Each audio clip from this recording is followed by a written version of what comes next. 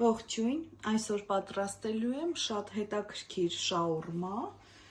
լցոնած հացի մեջ։ Տեսեք, վերցրել եմ այս տեսակ հացը, ամբողջությամբ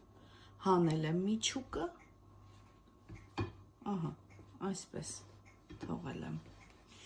Բաղադրիչներից վերցրել եմ կարտոֆիլ,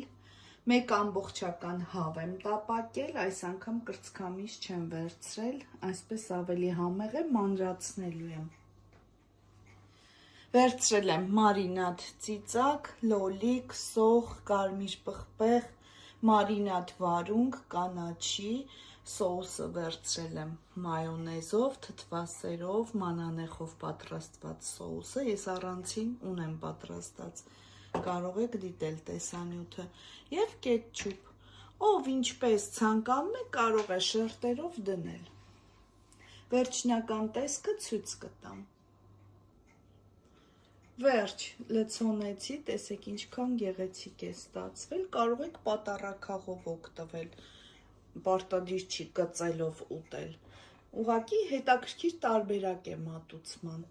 այսքանը պատրաստեք, ձեզ ևս դուր կգա, ձեր հետ էլ մեռաներ, բարի ախորժակ, ցտեսություն։